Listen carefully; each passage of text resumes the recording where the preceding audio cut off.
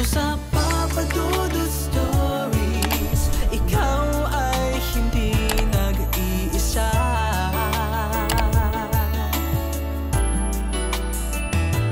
Dito sa Papa Dudut Stories, may nagmamahal sa'yo. Papa Dudut Stories, Papa Dudut Stories. Dear Papa Dudut, sa lahat po ng mga nakatutok ngayon, huwag pong kalimutan mag-like, mag-share at mag-subscribe. Maraming salamat po sa inyong lahat.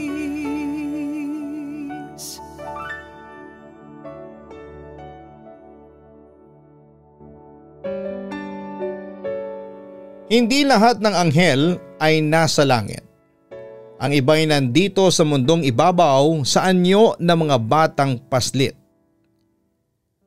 Anghel ang turing ng ilan sa kanila sapagkat sila'y nagbibigay ng kapayapaan at kapanatagan sa loob sa bawat taong napapasaya nila. Nais kong pakinggan ninyo at maantig sa pinadalang kwento ng ating letter sender ngayong araw. Dear Papa Dudut, tawagin niyo na lamang po ako sa pangalang May. Ako po ay 33 taong gulang at isang guro sa isang pampublikong paaralan. Marahil ang iba sa inyo ay nakarinig na ng halos parehas na kwento na aking pinagdaanan. Ika nga ng marami gasgas na sa pandinig.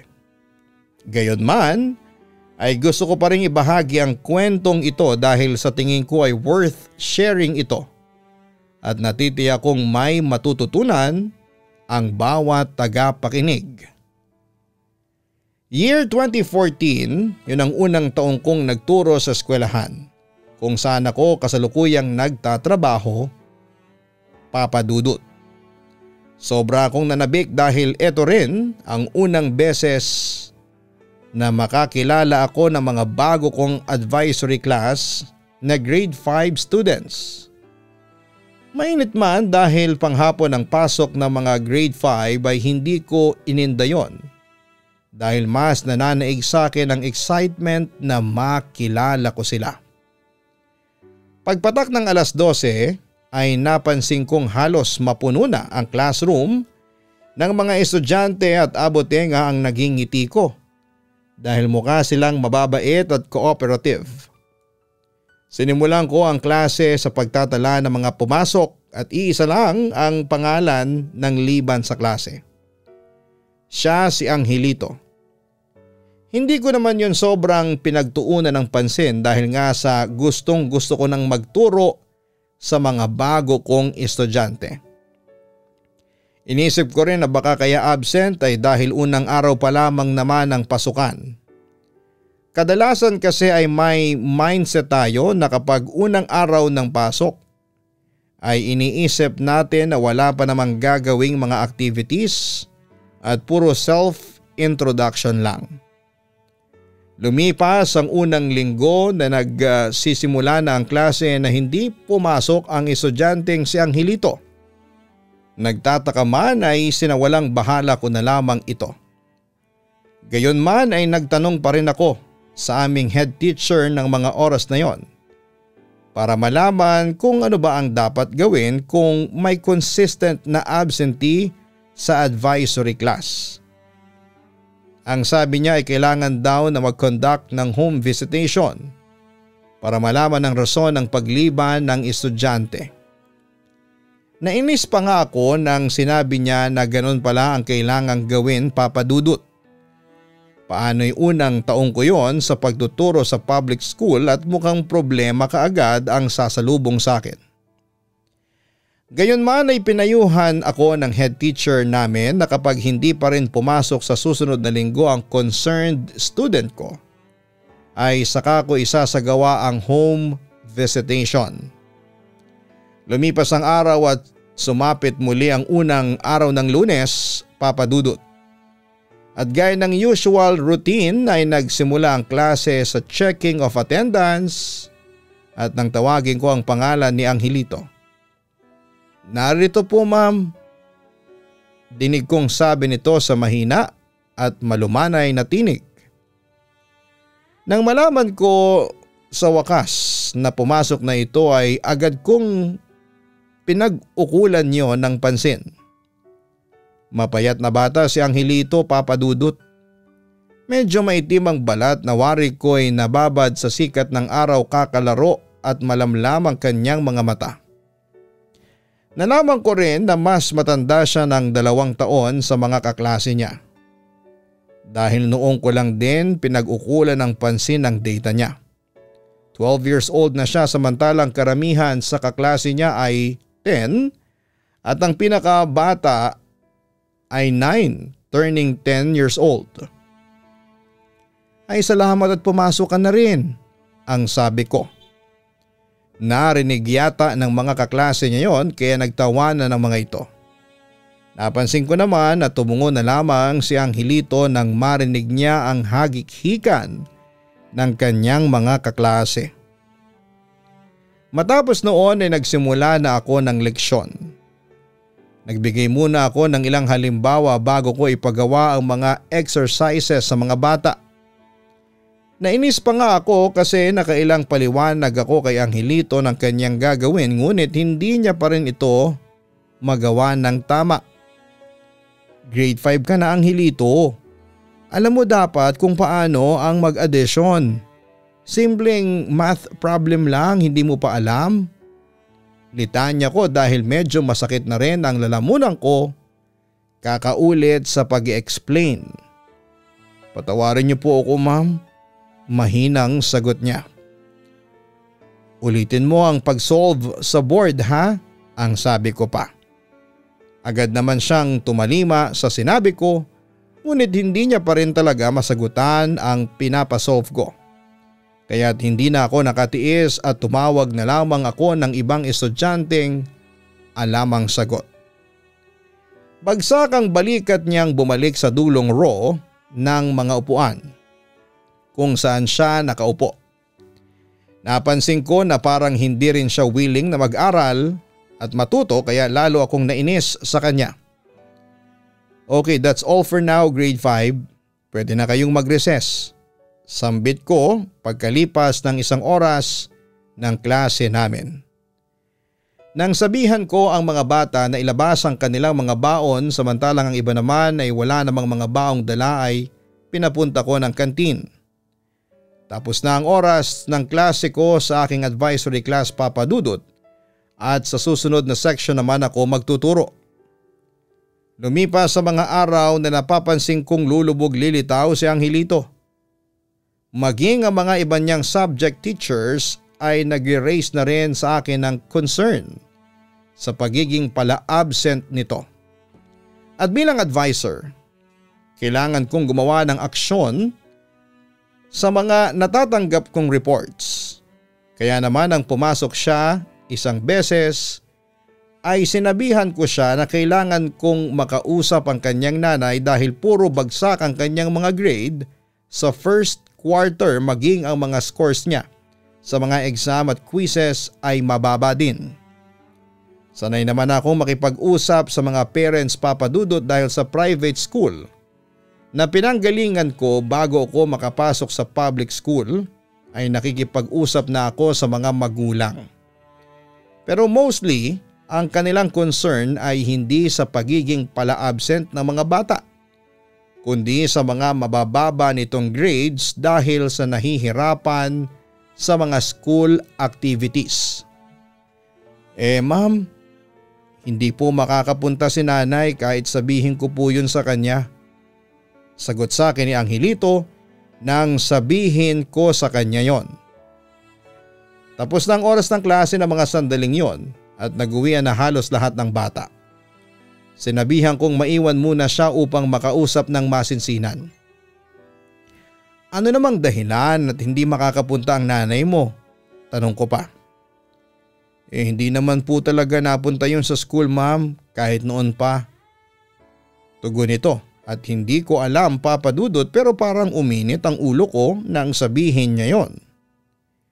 Hindi ba talaga makakapunta ang nanay mo o nagdadahilan ka lang dahil kapag nalaman niya na puro bagsak ang grades mo tiyak na pagagalitan ka niya? Singhal ko. Totoo po ang sinasabi ko, ma'am. Sagot pa niya, ngunit hindi na ako tumanggap pa ng katwiran niya. Wala nang maraming sinasabi ang Hilito. Sa Lunes, kailangan kong makausap ang nanay mo sa Lunes. Panapos ko sa usapan namin. Matapos noon ay lumabas na siya ng classroom para umuwi habang ako naman ay naiwang naiinis. Dahil parang sa tinagal-tagal ng taon na nagtuturo ako, ay noon lang ako naka-encounter ng ganong klase ng estudyante. Papadudod, ewan ko ba, pero parang ang init ng dugo ko kay Angelito. Ngunit naisip ko rin marahil na ang mga dahilan ay ang pagiging mahina niya sa klase. Madalas na pagliban nito at ang mga bagsak nitong marka. Problema kasing maituturing sa akin yon bilang isang guro at advisor niya. Hanggang isang hapon ay may nalaman ako, Papa Dudut. Linggo noon, Papa Dudut, at lumabas ako ng bahay para magsimba. Hindi na ako nasamahan ng nakatatanda kong kapatid gaya ng lagi naming ginagawa dahil ipinasyal niya rin ang anak niyang maliit kasama ang kanyang asawa. Pagkatapos ng misa ay nagmamadali akong umalis ng simbahan dahil kinakailangan ko pang mamili sa talipapa ng uulamin namin ng gabing yon. Nang makita ko ang isang pamilyar na bata. Isang payat at kayumangging bata. Pudpud ang gamit nitong sapin sa paa. At ang mga damit nito na kulay puti ay nangingitim na sa labis na kalumaan. Tila din nakalaylay yon sa kanyang balikat dahil na rin sa nipis ng kanyang katawan. Bili na po kayo, Sampaguita, bili na po kayo. 10 piso lang po. Alok nito sa mga taong kalalabas lang ng simbahan. Karamihan sa mga inaalok niya ay dinadaan-daanan lamang siya habang ang iba naman ay nagpupukol ng tingin sa kanya. At tila pinandidirihan siya marahil ay dahil na rin sa ayos niya. Pabili ako Sampaguita. Sabi ko sabay kuha ng 10 piso sa aking pitaka. Nang tapunan niya ako ng tingin ay batid kong nagulat siya sa akin nang makita niya ako. Ma'am May, bulalas niya. Ako nga ang Hilito, sagot ko. Hindi mo ba ako pagbibilhan ng Sampaguita mo? Tanong ko. Naku, hindi po, ito po kahit wag niyo na pong bayaran. Tugon pa niya. Natawa na lamang ako nang sabihin niya yon. Kinuha ko ang Sampaguita sa kanya at saka ko inabot ang 10 piso. Wag na po ma'am, libre ko na po yan sa inyo, ang sabi nito. Ayaw ko, kunin mo na tong bayad, kung hindi magagalit ako sa iyo. Biro ko. Pagkatapos noon ay kinuha niya ang 10 piso. Salamat po Ma'am May, sagot niya. Batid kong nahihiya siyang makita ako dahil noong huling araw na nagkita kami ay napagtaasan ko siya ng boses. Kumain ka na ba? Tanong ko. Hindi siya sumagot bagkos ay napakamot lamang siya sa kanyang ulo at nginitian ako. Pagkuway napahima siya sa kanyang tiyang tumunog. Indikasyon na gutom na siya. Naku, hindi mo na kailangang sumagot. Siya mo na mismo ang nagsabi. Saad ko na naging dahilan ng pagngiti niya. Dinala ko siya sa isang fast food restaurant noon, papadudot bitbit ang kanyang panindang Sampaguita.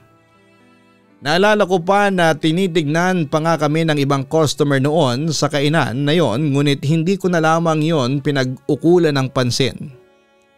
Inisip kong bibili naman kami at kakain doon kaya wala silang pakialam. Tinanong ko muna kung ano ang gusto niyang kainin bago ako pumila. Sa pagpili ng pagkain at ang tanging naging sagot niya sa akin ay, "Kayo na po ang bahala, ma'am." Okay, sige, sagot ko. Agad akong pumili at umorder ako ng isang kanin at fried chicken para sa kanya. Sinamahan ko na rin yon ng isang spaghetti hamburger at ice cream. Umorder naman ako ng spaghetti with soft drinks para sa akin. Medyo busog pa kasi ako ng mga oras na yon dahil napadami ang kain ko ng tanghalian. Nang dalhin ko ang pagkain sa aming lamesa ay napansin ko ang pananabik sa mata ni Angelito na para bang takam na ito sa pagkaing bitbit ko. Eto na ang order natin at eto ang sayo, sabi ko sabay abot sa kanya ng kanin na may piniritong manok, spaghetti, burger at ice cream. Ang dami naman po yata nito, ma'am. Nakakahiya naman po sa inyo. Ang wika pa nito. Madami talaga akong in-order kasi alam kong gutom ka. At saka huwag kang mag-alala, libre ko yan at kailangang ubusin mo yan. Dahil sa susunod ay hindi na kita ililibre kapag hindi mo naubos yan. Mahabang litanya ko. Sige po ma'am, salamat po. Nang magsimula kaming kumain ay napansin ko na hindi lang takam na takam si Angelito Papadudot. Sa pakiwari ko'y noon lang siya nakakain ng mga pagkain yon dahil sa paulit-ulit kong naririnig sa kanya ang salitang masarap. Ngunit napansin kong hindi niya ginalaw ang spaghetti at burger na binili ko sa kanya. Tanging ang kanin, piniritong manok at ang ice cream lang ang kinain niya. O ba't di mo ginagalaw yan? Hindi ba sabi ko sa iyo kapag hindi mo inubos lahat ng yan, hindi na kita ililibre sa susunod? Saad ko. Ma'am, busog na po ako at saka pwede ko po bang ibigay na lang to kay nanay? Baka po kasi hindi pa rin kumakain yun eh. Nang sabihin niya yon, Papa Dudut, ay parang kinurot ang puso ko. Iba talagang magmahal ang isang anak sa kanyang ina. Pwede naman. Gusto mo ba ipabalot natin para maiuwi mo? Tanong ko. Sige po ma'am, maraming salamat po. Pagsang-ayon niya. O sige, pero mamaya na. Mag-usap muna tayo. Ang sabi ko. Nang mga oras na yon ay ginusto kong kilalanin si Angelito ng mas malalim, Papa Dudut. Ano po ang pag-uusapan natin ma'am? Tanong niya sa akin. Tungkol sa iyo, sagot ko. Tungkol po sa akin? Tanong niyang muli. Oo, tungkol sa iyo. Gusto kong malaman kung bakit hindi makakapunta ang nanay mo sa school. Kailangan ko kasi siyang kausapin, hindi ba? Pero sabi mo ay hindi napunta ang nanay mo sa school. Pwede ko bang malaman kung bakit? Papadudot nang tanungin ko siya tungkol sa bagay na yon ay napansin kong napalitan ang rehistro ng kanyang mukha. Mula sa pagiging masaya nito ay bahagya itong nakaramdam ng lungkot. Yun ang isa sa mga dahilan kung bakit mas gusto ko pang kilalanin ng malalim si Angelito. Ang totoo po niyan, lagi po kasi siyang galit sa akin ma'am. Sagot nito. Siguro pasaway ka, kaya lagi siyang nagagalit sa iyo. Ang sabi ko naman. Hindi po ma'am. Sa totoo nga po ay ako na ang gumagawa ng paraan para makakain kami. Depensa ni Angelito. Anong ibig mong sabihin? Curious kong tanong. Gaya po ng nakaraan, kaya hindi po ako nakapasok ng school kailangan ko pong mga lakal para lang may makain kami. Nang makabili po ako ng 1 kilong bigas at 1 lata ng sardinas kinuha niya po yung sobra sa kinita ko. At kada linggo naman po ay pinagtitinda ako ni Mang Nestor na kapitbahay namin ng Sampaguita, gaya po ngayong araw. Ano bang trabaho ng nanay mo? Tanong ko. Wala po ma'am. Pero kung suswertihin po siyang manalo sa sugal, nabili naman po siya ng masarap na pagkain. Sagot pa ni Angelito. Paano ka nakakapag-aral kung walang trabaho ang nanay mo? Tanong ko pang muli. Ako na po ang dumidiskarte sa baon ko ma'am. In-enroll lang po ako ni Aling Tasing na kapitbahay namin. Sinasabay niya po ako sa apo niyang si Andre. Minsan naman po kapag wala talagang baon ay mapipilitan po akong umabsent. Ang swerte ko nga po sa mga kapitbahay namin Simula kasi grade 1 ay sila na po ang tumutulong sa amin ni nanay. Minsan pinagsasabihan po nila si nanay na maghanap ng trabaho para maging maayos ang buhay namin. Pero hindi po kasi nakikinig si nanay eh. May pagka matigas po ang ulo niya. Yun po siguro ang namana ko sa kanya. Natatawang paliwanag pa nito. Ganon ba? Tanging nasabi ko na lamang. Opo ma'am. At gaya ng iba, mainit po ang ulo niya kapag walang pera. At sa mga pagkakataong yon, doon niya po ako napagbubuhatan ng kamay. Gaya po nitong pasa sa braso ko. Ipinakita niya sa akin ang sinasabi niyang pasa na natamo niya mula sa kanyang ina, Papa Dudut. Dahil lang wala siyang pera, kaya siya nagalit sa iyo ng naging dahilan kaya ka nagkapasa? Muli kong tanong. Opo ma'am, maikli niyang sagot. Saglit na namayani ang katahimikan sa pagitan naming dalawa at muling nagsalita si Angelito. Pero alam niyo po ma'am, kahit po madalas akong pagalitan at saktan ni nanay, mahal na mahal ko po yun. Nagpapasalamat po ako sa kanya ng sobra dahil pinalaki niya ako. At alam ko rin po na mahal ako ni nanay. Hindi niya lang sinasabi o pinapahalata. Kaya ayos lang po sa akin na ganun siya. Sanayan lang ma'am, litanya pa nito. Hindi ko alam pero parang kinurot ang puso ko sa mga sinabi niyang yon, Papa Dudut. Napaka-mature magsalita ni Angelito para sa edad niyang 12 anyos. Noon din ay napag-isip-isip ko na mali pala. Napagalitan ko pa siya o singhalan sa eskwelahan. Dahil sa bahay pa lang nila ay hindi na biro ang pinagdadaanan niya. O siya, kailangan ko nang umuwi Angelito. Ikaw din para madala mo na sa nanay mo yung mga pagkaing bitbit mo. Pumasok ka bukas ha, aasahan kita. Opo ma, maraming salamat po dito sa pagkaing binigay ninyo. Nakangiting tugon nito bitbit ang mga pagkain at binibenta niyang sampagita. Bukod sa pagkain ibinigay ko ay inabutan ko rin ng maliit na halaga si Angelito na maaari niyang maging baon sa eskwelahan sa mga susunod na araw. Gusto ko pa sana siyang tanungin tungkol sa tatay niya o kung may kapatid ba siya dahil hindi niya yon nabanggit, ngunit naalala kong kailangan ko nang magmadaling umuwi, Papa Dudut. Nang sumapit ang kinabukasan ay kinausap ko ang mga subject teachers ni Angelito para ipaalam sa kanila ang kalagayan nito. Naawa ang ilan sa kanila at nakisimpatya. Sinabi ko rin na kung sakaling mapadalas muli ang pag-absent niya ay ako na mismo ang pupunta sa bahay nila para kausapin ang nanay niya. Sa mga nagdaang linggo ay naging maganda naman ang performance ni Angelito, Papa Dudut. Katunayan ay medyo nag-excel siya sa ilan niyang mga subjects at nakakakuha na siya ng mga pasadong puntos sa mga exercises na ginagawa nila sa loob ng classroom. Naisip ko noon na baka kulang lang sa suporta at motivation ang batang kagaya niya. Good job Angelito.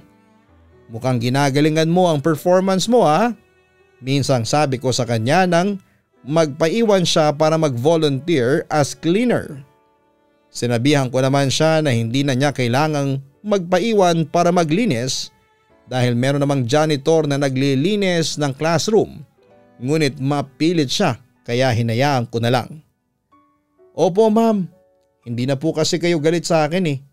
Ang sabi niya pa nang natatawa. Medyo nahiya ako para sa kanya sa sinabi niyang yon. Pero pinaintindi ko sa kanya kung bakit galit ako sa kanya na mga unang linggo ng pasukan. Huwag mong seryosohin yon anak Angelito ha? Tukoy ko sa kanya. Medyo nasanay rin kasi ako na tawaging anak ang mga students ko, Papa Dudut.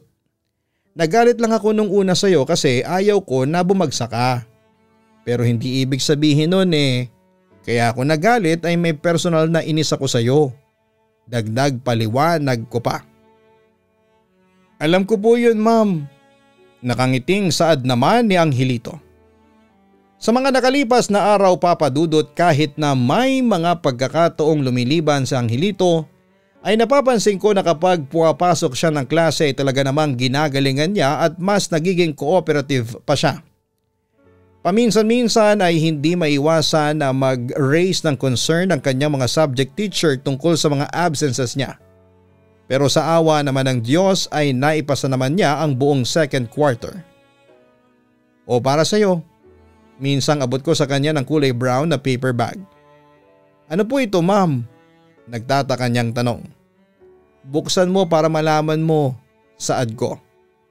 Napansin kong bago niya buksan ang bag ay tinatansya niya muna ang bigat nito. Pagkatapos noon ay agad niyang binuksan ang papel at kita ko ang pagkamangha sa kanyang mukha. Wow, ang ganda po nito, ma'am. Tumingin siya sa akin nang sabihin niya yon at ibinalik niyang muli sa sapatos na hawak niya. Inikot-ikot niya yon ng tingin habang manghang-mangha pa rin dito. Teka po, bakit niyo po ako binigyan nito, ma'am? Malayo pa naman ang kaarawan ko.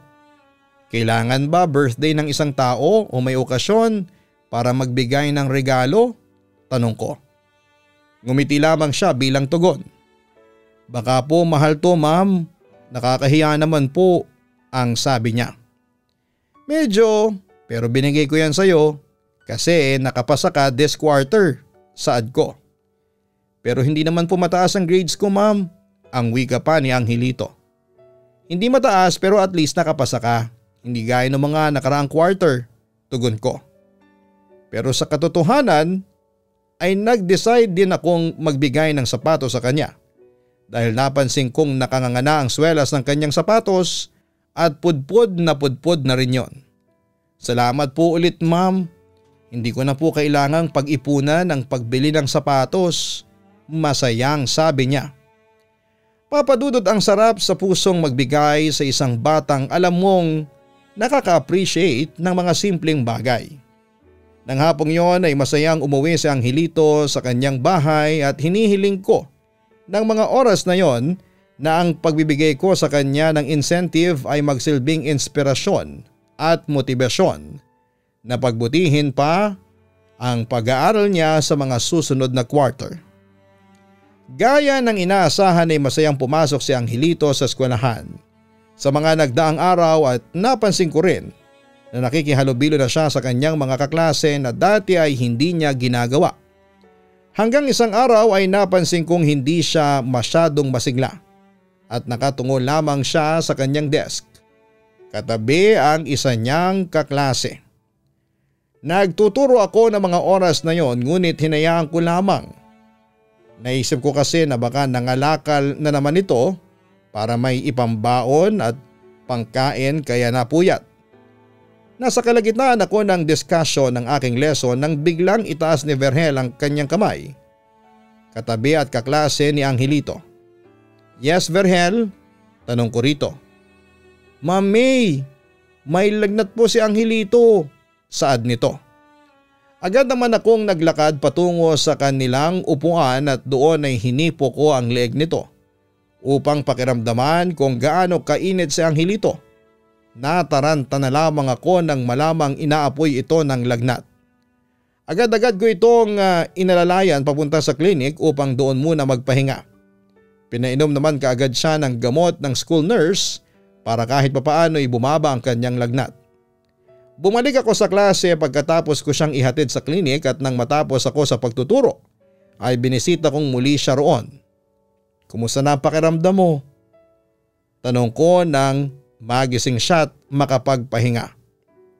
Masama pa rin po, ma'am, at umiikot po ang paningin ko.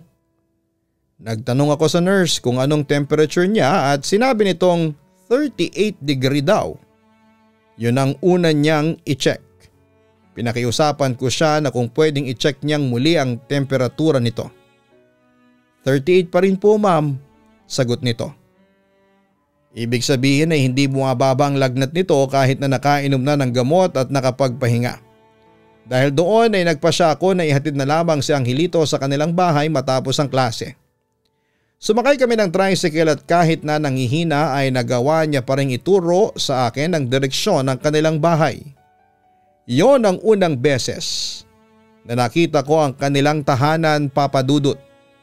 Nakakaawang itsura ng kanilang bahay para itong pinagtagpi-tagping trapal at walang maayos na pundasyon.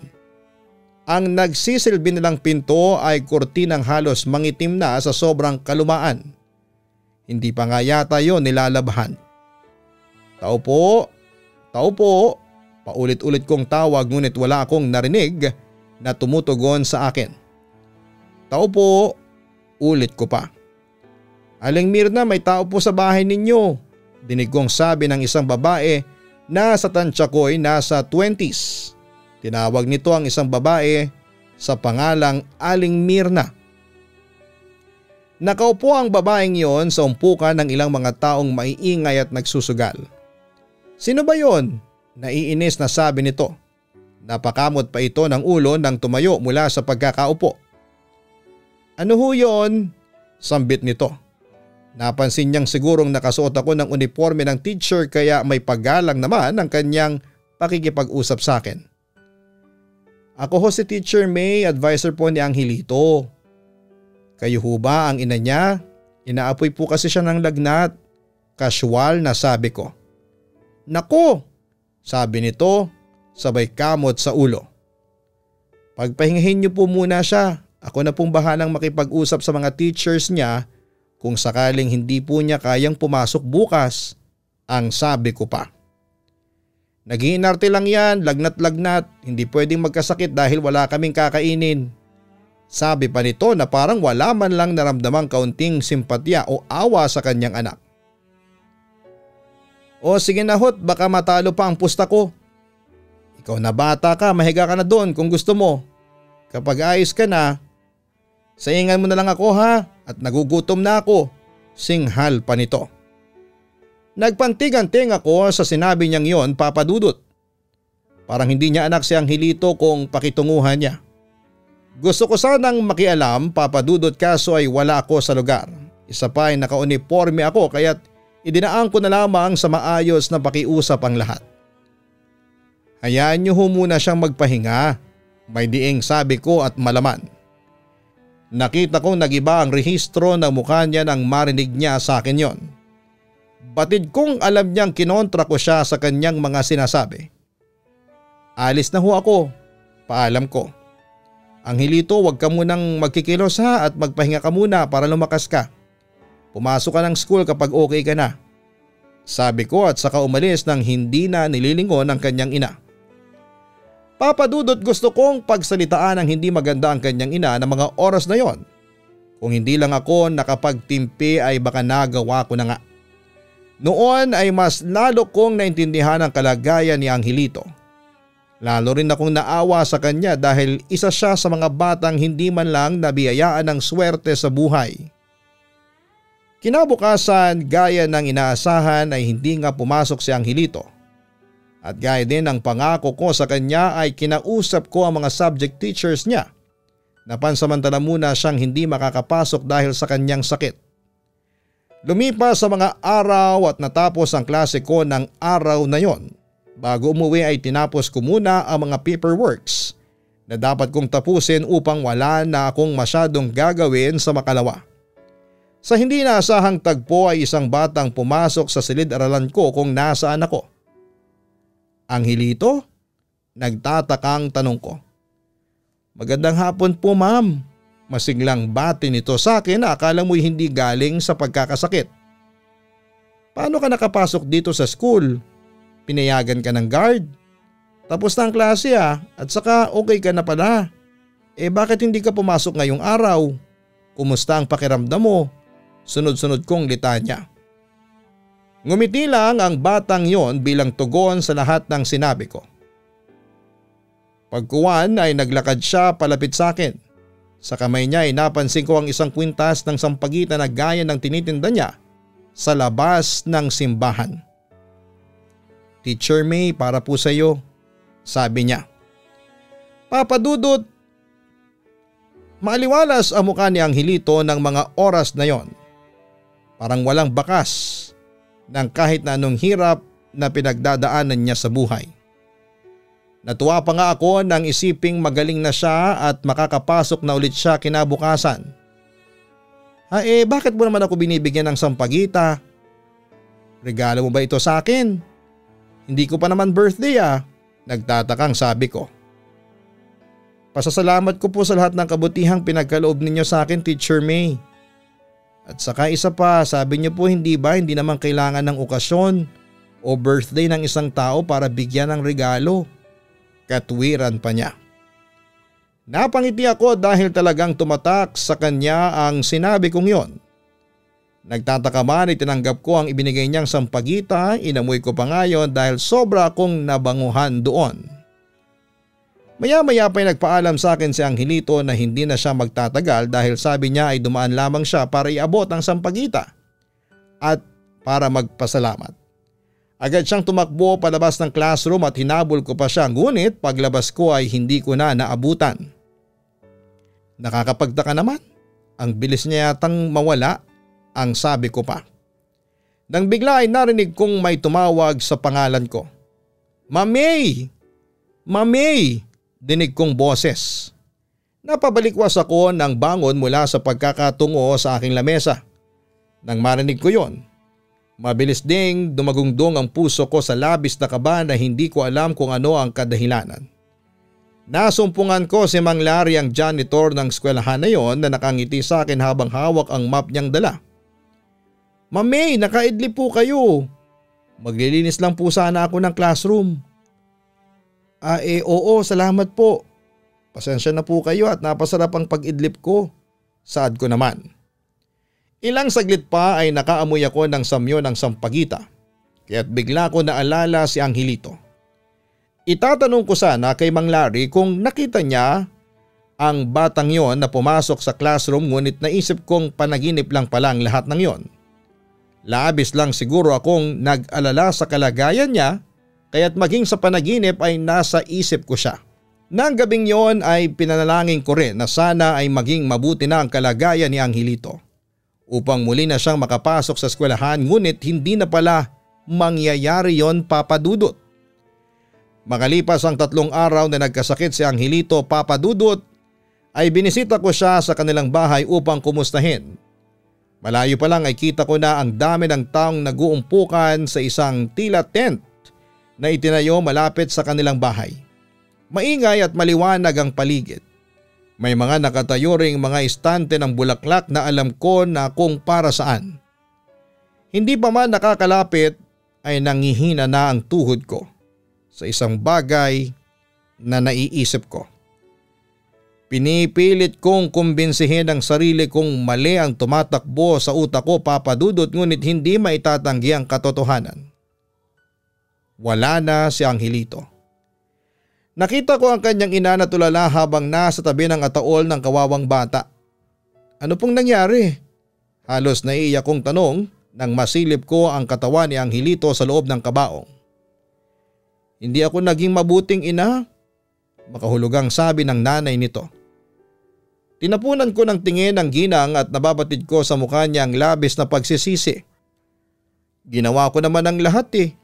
Pinilit kong maging mabuting ina, pero pinapaalala sa akin ni Angelito ang hindi magandang ginawa ng walang hiyang lalaki na ama niya sa akin.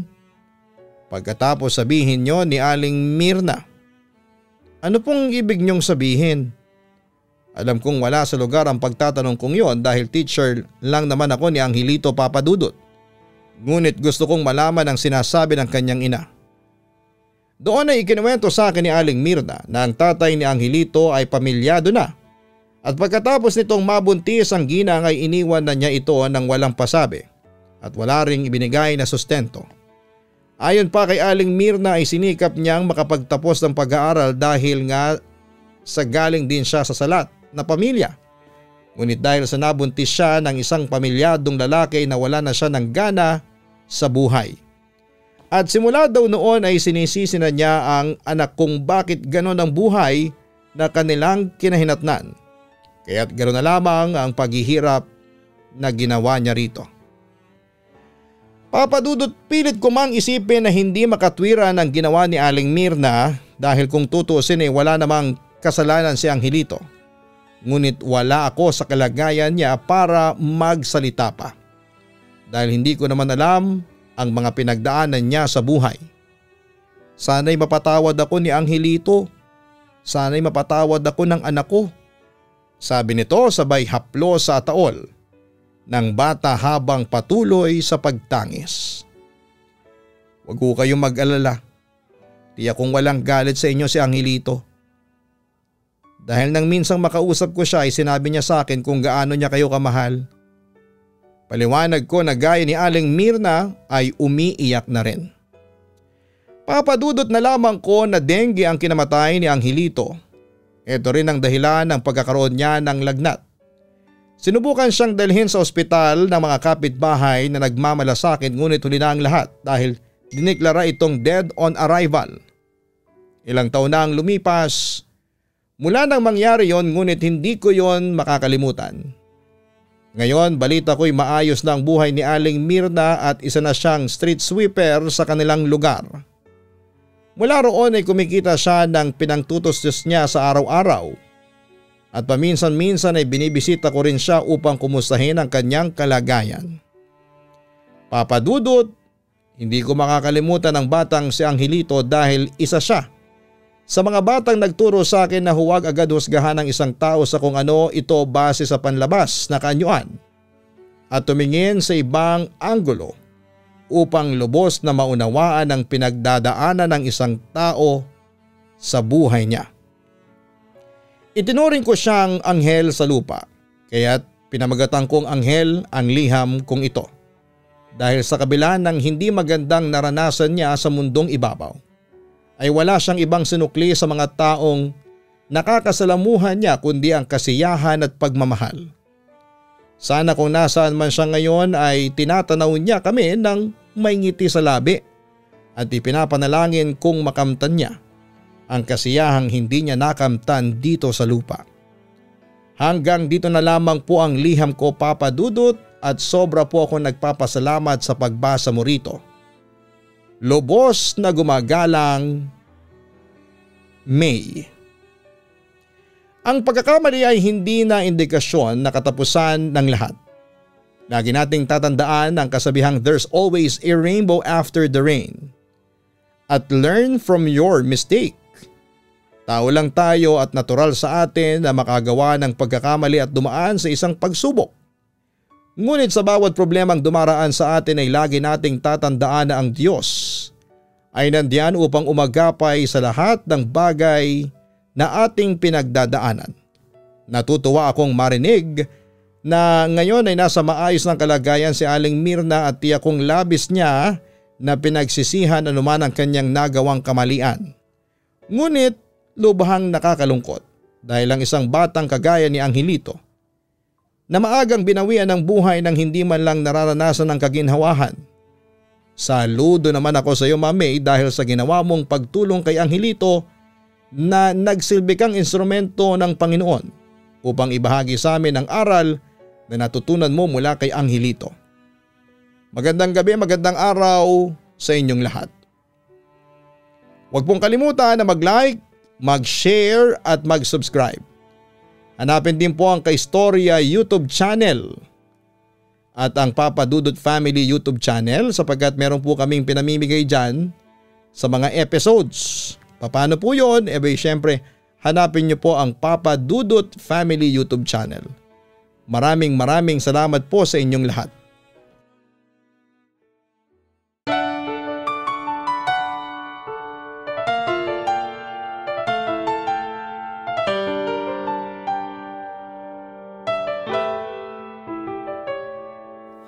Ang buhay ay mahiwaga,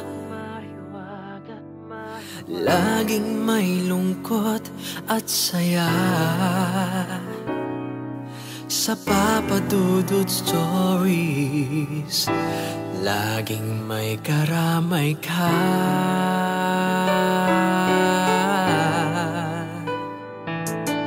Mga problemang kay bigat, dito ay pakikinggan ka. Sa Papa Dudut Stories, kami ay iyong kasama. Dito sa Papa Dudut Stories, ikaw ay hindi nag-iisa.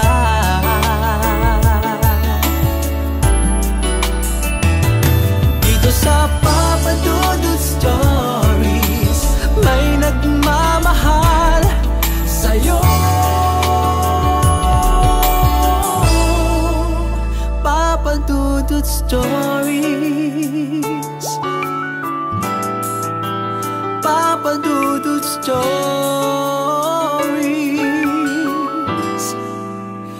Papa Dudut Stories.